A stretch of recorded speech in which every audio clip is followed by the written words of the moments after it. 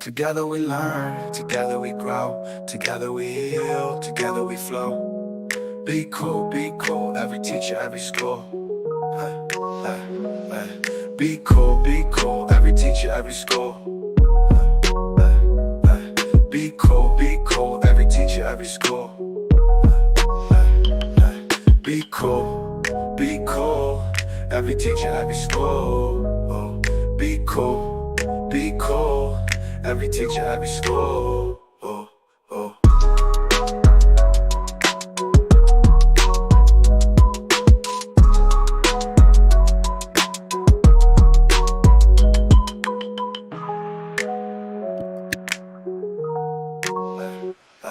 Be cool, every teacher, every school.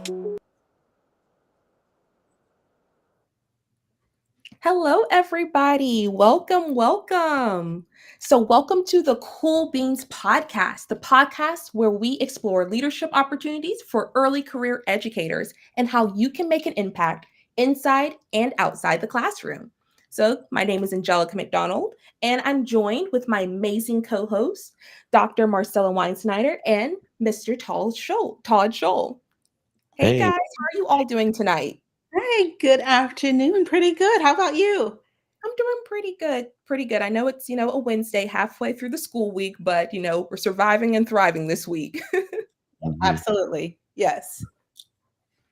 I'm So doing okay. today, I'm battling a cold, so if oh I no, if I mute myself to sneeze, I apologize. But that's what's going on. So other than that, I'm great.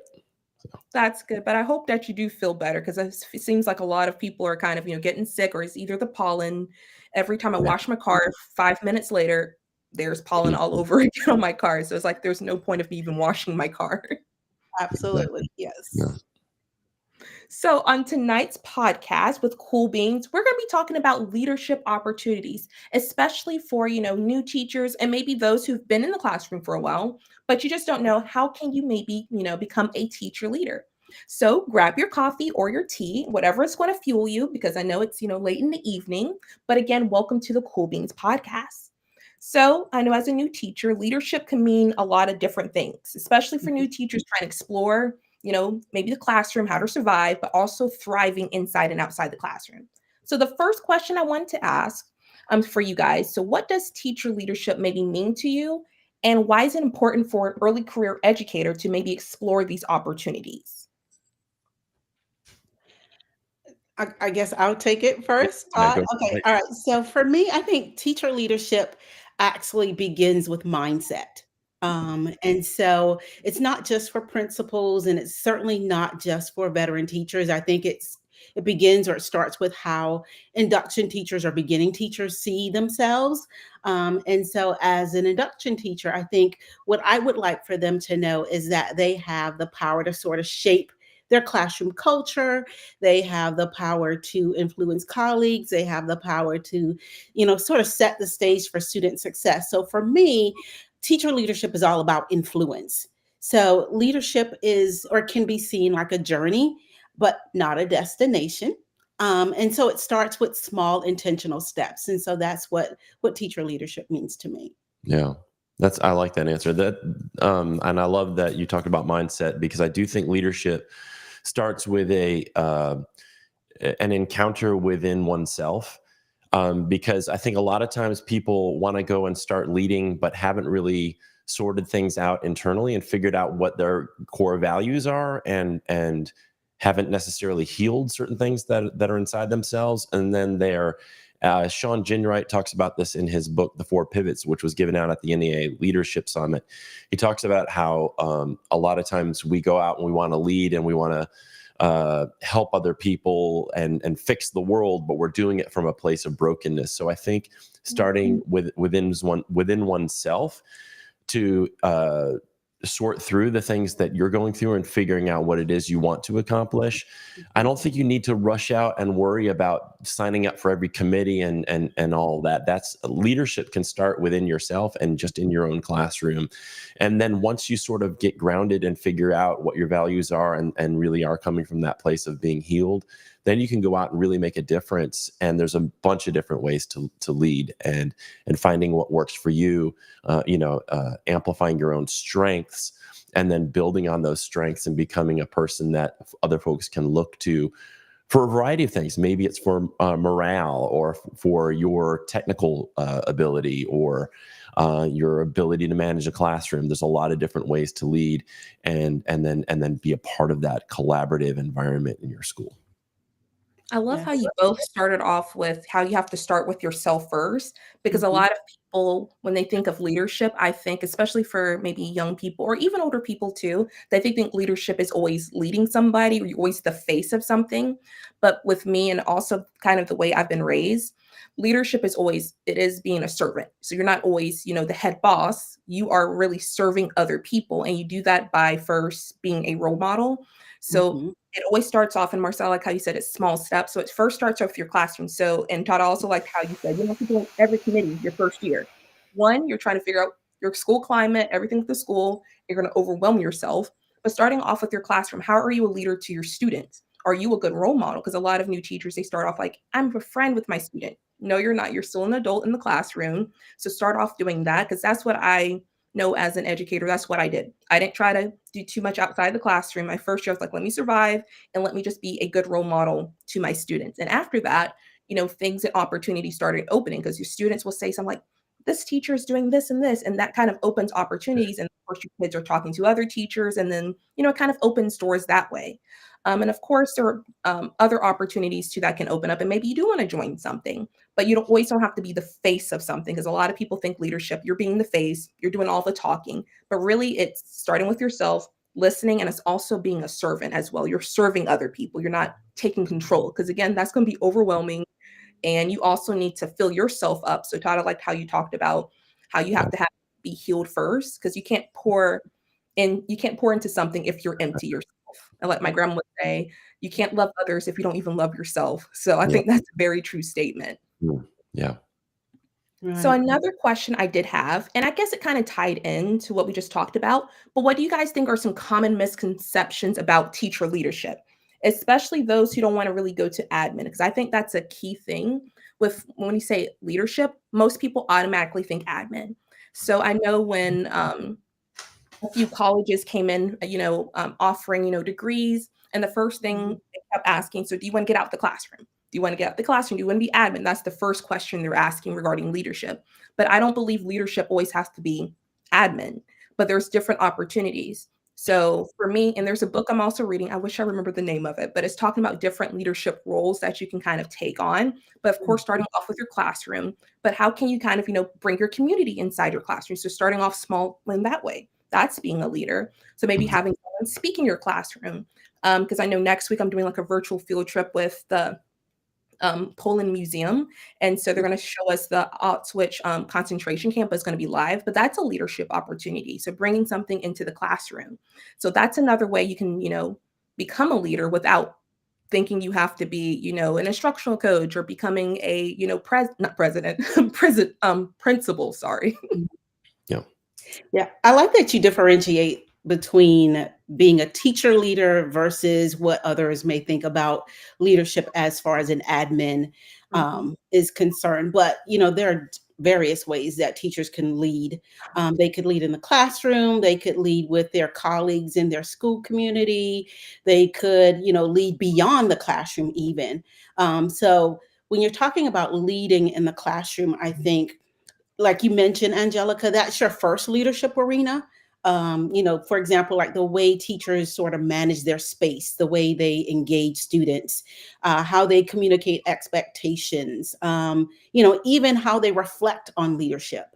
Those are ways that they could lead in the classroom. And then within their school community or even with their colleagues, I think that it really doesn't stop at your classroom door. So I believe induction teachers have the opportunities to sort of grow their leadership by collaborating with their colleagues. I remember my first leadership foray into education began with just my cooperating teacher. So as a student teacher, as someone who was practicing in the clinical field. As a student teacher, my cooperating teacher gave me opportunities to lead. And she realized early on, like, it wasn't just a one-way street. It was sort of like a two-way, mentorship, leadership model where she gained valuable insights from me as well as I from her.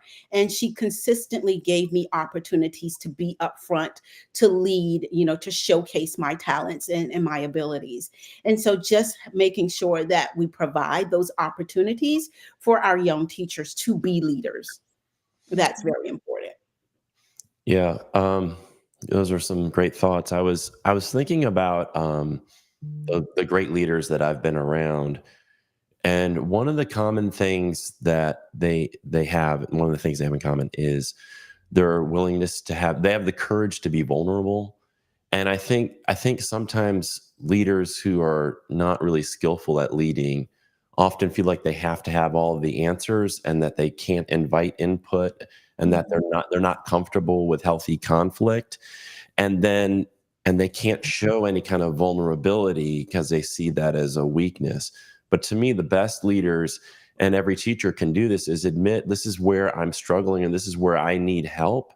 This is something that is not a great skill of mine, but it's something I'd like to develop. I think just having that curious mindset and that capacity to say, here's what I'm struggling with, but I want to get better. Like that goes back to Marcella's comment about mindset. And it really is just having a self-awareness of where where you have strengths and where you might have weaknesses. And then also just inviting like a healthy sense of conflict and a healthy sense of, we don't all have to agree on things, but we can talk about it and have an open mind, and I can learn from you and you can learn from me. That to me creates the kind of cultures that are healthy at schools, rather than typical top down structures that say, this is the way it is, this is how it's going to be, this is the policy, don't question it, just do what you're told. That is a recipe for creating a lot of misery in a school culture. So, and even in your classroom. So I think having like community agreements, talking about what your Mhm. shared values are, so that you can anchor back to what those values are when there are disagreements. But vulnerability is a huge one. And I think a lot of times we see that as the opposite of leadership, but it's actually a critical component. Yeah, and I also would add to that, like, imposter syndrome. So a Mhm. lot of times, a lot of new teachers, they struggle with what we call imposter syndrome, and because they doubt their leadership potential, because they are just starting off in the profession. But, we want to make sure that they're stepping confidently into leadership roles by encouraging them. So Mm. just overcoming those challenges and what we deem as imposter syndrome is key as well. Yeah. I'm glad how you both talked about, of course, the imposter syndrome and of course being vulnerable. Because I think as when people think of leadership, um, you have to be perfect, you have to know it all, Mm. and that's impossible. But a key Right. skill with being a teacher leader, or being a leader, you're a lifelong learner. You're constantly growing, you're constantly learning. And the way you do that, like my mom or my dad would say, like the person you want to be, you should really like learn under that person. And of course, you're not trying to imitate them because you're your own person, but what skills can you learn from that person? So having a mentor is very important, because I know I'm definitely the teacher I am today. I would not be the teacher I am today if it wasn't for my mentor at my school, because she was always there asking questions, and she's still my mentor. Because a lot of people think after your first year, your mentor is gone. But I'm really Mhm. thankful for my mentor, Miss Rivers Davis, because she has really, anytime I had a question, even now, she's always willing to listen to me. She's always given me good encouragement and things what I have like outside of the classroom. And she's also very encouraging. So every time I'm like thinking about maybe I should do this or not do this, she's very encouraging and also is willing to let me make my own mistakes too. Like Mm. she's done it her way, but she's like, you are your own person. Right. You can see like how it's going to work for you. So it's okay to make mistakes as a teacher, because I think a lot of teachers, we have that idea that we have to be perfect, especially in the classroom. Like we can't make mistakes, but of course you're going to. But the key thing is not, and I'm still learning this myself, not to wallow in it, Right. but to grow through it. So my grandma would say, "No, don't go, you're not going through it, you're growing through it." Because whatever challenge that comes with it as a leader, you have to grow through it. Because if not, you're going to keep taking that test over and over until you get it right. So your test might be different from someone else's. So maybe it might be perfectionism, or maybe it's, going through conflict. Because as a leader, you're going to have to go through conflict. And I know I've gone through a few conflicts this last few years, but it forced me to use my teacher voice because I'm more of a quiet person. But it really forced me to put my foot down and to speak up. And a lot of people were very impressed by that. Like, even though I'm not a person I like confrontation at all, but when I Right. finally, put my foot down, made my demands known, people were impressed and actually listened. So just being a fifth year teacher, people were actually listening to me. And you actually be surprised of how many people, no matter how young you are, or when you start in education, people actually see what you're doing, whether you Mm. think so or not. The way you're walking in the classroom, what you're saying or not saying, people are actually watching you. And I liked how one of you guys talked about school climate. So you can kind of change the climate with your, of course, there's a lot of things wrong in, education, but sometimes you have to be that optimistic person, because if not, you're not going to really enjoy your time in education. But you have to find, some good things. And you never know who's actually watching, whether it's students or other teachers, and they can be very impressed with what's happening. Yeah. Another question I did have, and it kind of ties in, I think we touched on it a little bit, but what skills do you think are essential for new teachers who want to be an effective teacher leader? So, what are some skills we probably need to hone in order to become a teacher leader? I think one skill is just to be an effective listener. Mm, Mm. Yeah. Yeah. Um, so I don't think you can lead anybody without a relationship. I think you can only manage people, and we have a lot of people who are conflating management with leadership. mm, And you see this in administration. You see this even in the classroom. People can manage students, but they don't lead students because they haven't spent the time developing, cultivating a relationship. This also happens in organizations. So without that trust, without that relationship, and then you want to go in and just tell people, here's what I know, here's what I know, here's what you need to know, here's what we're doing, here's what you're going to do, here's what you're going to do, here's what you're going to do. And there's no relationship there. All that is management. It's cold management, and it doesn't inspire people, and it's not leadership. So if you don't take the time on the front end to invest in the relationship, that's the best you can do is manage. Right. And I'm a proponent of distributed or shared leadership Mhm. because, like I mentioned before, I have a lot to learn from those I lead and vice versa. And so, as a leader, I would often make sure that I granted others, under my purview, the opportunity to lead because we all have the opportunity to lead from others and grow. That's how we grow. So it wasn't always a top down approach. It was like, we're all going to take part of this. We're going to have buy into everything that we're doing. We're going to set the course and we're going to move together as one team. And I think that's really essential in leadership. And I think another thing, and I think I talked about, well, I did say something about, like, being a lifelong learner, so like learning from those mistakes.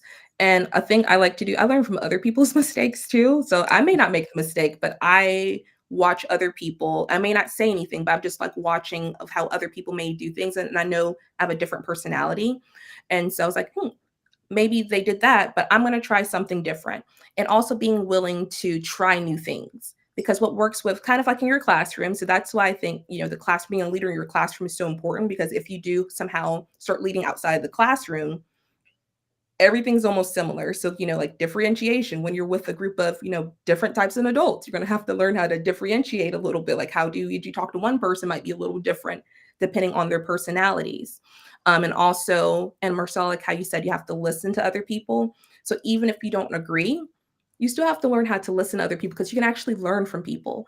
Even if you don't like someone, you can learn from, I'm a person, I learn from anybody. I don't have to really, be your best buddy, but I can learn from anybody. And you have to be willing to, learn and listen to other people, and also not be afraid to kind of stand up for yourself as well. Because again, you do want to listen to other perspectives, but sometimes things have to be done. And and I know as a young teacher, it can be, kind of scary, like standing up for yourself or saying something. So like if you're in a room and you have a good idea, don't be afraid to, say something. You never know. Maybe it might be used. And if it's not, it's okay. So if something you say gets shut down, don't be afraid to say something else the next time. So don't think just because something doesn't happen your way that I can never do this, be afraid and completely shut down. It's just a learning opportunity for you to try something else or try something new. So I think Yeah. those are maybe some other important things. Anything else, another skill maybe for new teachers? Yeah, one thing is try to look at and I'm stealing from, I want to credit Sean Ginwright for saying it this way. Try to look at your leadership as an opportunity to transform instead of being transactional. Mhm. I think we get into a habit of things being very transactional, like I'm going to give you this, you're going to give me that, and that doesn't cultivate the relationship. What can cultivate the relationship is really investing in people and getting to know them, not just in the work that you're doing. So like in the classroom, the way this looks is, not just going over the agenda and the curriculum and worried about the pacing guide, but actually asking a student, what are their interests? What kind of music do you like? That kind of thing. With your colleagues, it's also, how's your family doing? Tell me more about your kids. Mhm. Those kind of investments are really important. And I think some people in their like their intention is to get a lot of things done and to achieve their goals. They forget that if I don't invest in that part, if we don't build that relationship, we're not really, I mean, it's going to be kind of like an empty process of building these goals together. And we might get there, but like, what did we actually build? Um, and is it sustainable? Are we really building a sustainable culture that where people feel valued and heard and seen and that they belong here? So that kind of culture building, it takes time and it takes intention and it takes effort. And unfortunately, a lot of leaders aren't willing to do that, and teachers aren't. And when they don't build that rapport, that's when you start struggling with. To me, you're more likely to have struggles with classroom management, and you're also going to feel disconnected from the people in your building. Yeah, and Todd, I love that because that's actually a trend that I've been seeing lately, with groups meeting, like they're checking in first. Let's check in. How are you doing? Before moving on to anything, professional within that realm. Like, what's going on with you? How do you feel today? What issues, what challenges can we help you solve? And I do love that Yeah. because you're checking in with the person first before moving on to the other things. Right. Right. Because I think sometimes we kind of forget that everyone is, a person. You never know what they're going through. And I think my assistant principal at my school does a really good job. Like before any meeting, or if we have to do something with data or anything, he's always checking in.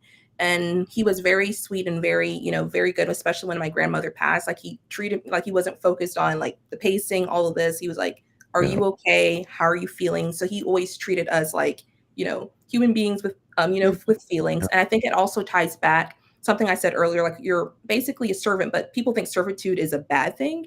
No, Mhm. but you're, helping other people. So leadership is not you being on the top and everyone on the bottom. You're all Right. working together and you're serving each other.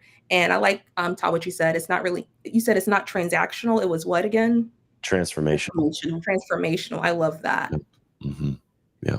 Well, that's Sean. I wanna make sure that I'm Oh, giving thank you, credit Sean. to Sean Ginwright, yes. But yeah, that's where I heard that. And that book, The Four Pivots, is really powerful. He talks about the importance of doing that mirror work first, that work on ourselves, and then shifting and seeing the power of relationships. Um, and then also he talks about hustle to flow a lot, which is Mhm. I think a lot of times, especially in our schools, we're all so busy hustling and we don't get into that state of flow. And this just constant sense of we're striving and achieving, and there's really no time for you to be a human being or for us to cultivate those relationships. I think that's problematic systematically across, like not just in South Carolina, but really across the country in our school systems, where we're set up to really chase these test scores, and then we Mhm. end up inadvertently kind of setting aside all those things that human beings actually need to flourish, and then the test scores are going to plummet as a result because you're not taking care of the Maslow, the human needs that we have. So it's like you just can't bypass it. You can't bypass the human needs and expect to have good outcomes in schools. You just can't. So Definitely. And I'm glad you went back over the hierarchy too. We think about it for students. We also have to think it for everyone else. We all need this. right. Yeah, absolutely. So I know we're getting close to the end of our time, but I did want to make this one, pivot. Of course, when you're thinking about leadership, you're also thinking about organizations you can be a part of. Of course, the SCEA has great leadership opportunities and also professional developments and everything that you can be a part of. So you don't have to wait to your, in your fifth year, even your first year, there's many opportunities. So I know in my second year, I joined the SEA and it's opened so many doors for me. So for those who haven't joined the SEA or you're thinking about it, there's many opportunities and you, again, collaborating with others and also a lot of professional development that can help hone in those leadership skills. Absolutely. Yeah. NEAs, I'm going to put this website up here for those. I'm going to put it in the chat as well.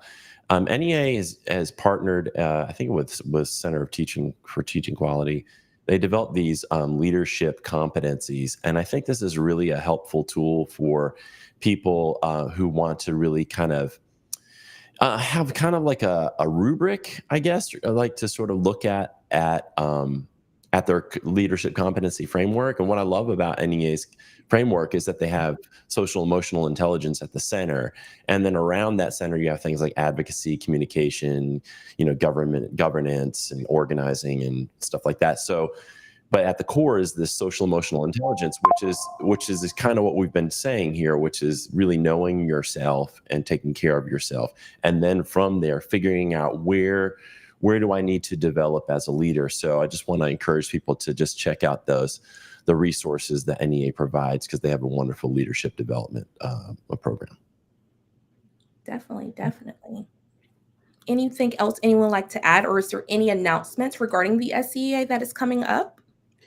Well, before we close, I just want to remind induction teachers that, as they begin to think about transitioning into leadership early in their careers, there are basically three ways that they can do it. They could do it like in the classroom, they could do it with colleagues in their school community, and they could do it beyond the classroom. But in the classroom, they can think of like setting the tone for a positive classroom culture, modeling professionalism, being innovative in teaching, encouraging their students to even be leaders, and then, being that reflective practitioner that we talk about so often.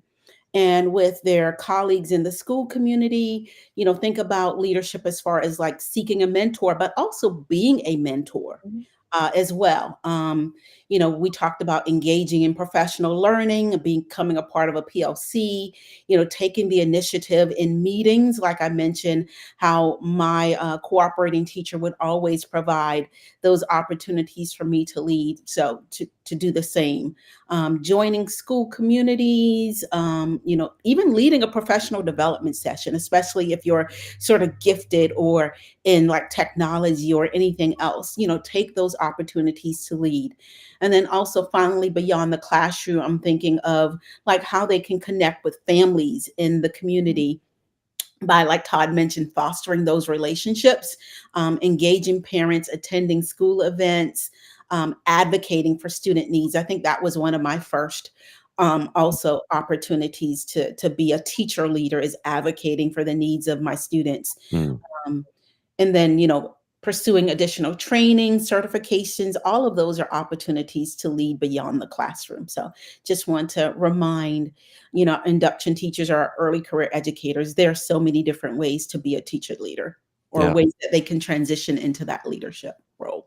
And the SCEA needs leaders. So if it doesn't matter where you are in your career, Mhm. you have a local that meets probably in your area. So whether you're in Greenville or Charleston, we have the local associations. When you join the SCEA, you're joining the National Education Association, the SCEA, and then your local, and you can get involved in your local. And some of our locals really do need leaders. So if you're wanting to step up and be more active as an education advocate, join the SCEA, talk with your UniServe directors. We have 3 UniServe directors across the state: Melody Bollinger in the upstate, we have Brandy Sturdivant in the Midlands, and we have Alana Ward in the Low Country. You can reach out to them. You can find them on our website. Reach out to them. They can help plug you in and start your leadership journey as an advocate, because we absolutely need to be advocating at the local level, at your school board meetings, at the state level, and then at the national level. And only the SCEA provides all 3 of those opportunities. I did want to share just a couple of things. And Marcel, you can jump in here and talk about your cool coaching program. Yes, so every Tuesday and Thursday evening from 6 to 8, Angie Brush, Stephanie Johnson, and I, we are available to induction teachers or veteran teachers. If you have things that we could help you with, we would love to assist you from anything from lesson planning to even just listening to you vent about a certain situation at school, to helping you find resources, to walking you through lesson plans. We are available. So Tuesdays and Thursdays from 6 to 8, we love helping our induction teachers and other early career educators when we can. And next week on Wednesday, I'll be interviewing Taylor Simon. She has a TikTok channel called Liberation is Lit, and she's done some really great education advocacy. That's going to be next Wednesday from 6 to 7 o'clock. And we do have a few spaces left in our educator wellness retreat. So we talked about healing yourself. We talked about taking good care of yourself. If you'd like to join us, these retreats, we have, I think, 2 spaces open in June, and I think one just opened up in July. And just go to cool.us/retreat. It's $150 for members of the SCEA, $250 for folks who are not members. This is only for public school educators in the state of South Carolina. And the last thing that I want to make sure we mention, because this is relatively new, and this isn't necessarily for induction teachers because you've already made it through the praxis, but for those who might be watching who are aspiring educators, Marcella, do you want to tell them a little bit about this resource? Yes, and so NEA, the SCEA and study.com has partnered up to provide that essential support for any educator who has to pass the praxis or who are preparing for a praxis exam. And it's just not praxis core. If you're preparing for the PLT or praxis content area, this is for you. So please reach out. If you go to cool.us/praxis, you can find the information. It's free for any member of the SCEA. If you are an aspiring member or, a veteran educator, anyone who needs to pass the praxis, we have those support services for you. And we also have sort of like a landing page, at that site as well that explains information about the praxis. So resources are available. We hope that you take advantage of it. Please share it with others who are members of the SCEA, and we look forward to supporting those folks. Definitely. Thank you, guys. And guys, please take advantage of those opportunities. There's a lot of resources that are there, are there to help you. So thank you all for joining us tonight to our Cool Beans, podcast season 2. So thank you guys again for always, bringing, wisdom and a lot of enthusiasm regarding these topics. So the key thing with teacher leadership, again, don't be afraid. It may, feel a little frightening, but what I'm learning now, sometimes you just have to do it afraid, even if you're, feel very nervous. I like to psych myself out and say, I'm excited, even if I'm not excited at the moment. But sometimes you just have to take that initiative and you never know where your path may lead. So a lot of things and opportunities I have now, especially in leadership, is because I just took that initiative and you never know where that's going to lead. So again, thank you guys for joining us. And if you enjoyed this podcast, please don't forget to, subscribe. And of course, please share this episode and other episodes with other, educators as well. But we hope you all have a good night. Thank you, guys. Bye. Good night, everyone. Together we learn, together we grow, together we heal, together we flow. Be cool, every teacher, every school. Be cool, every teacher, every school. Be cool, every teacher, every school.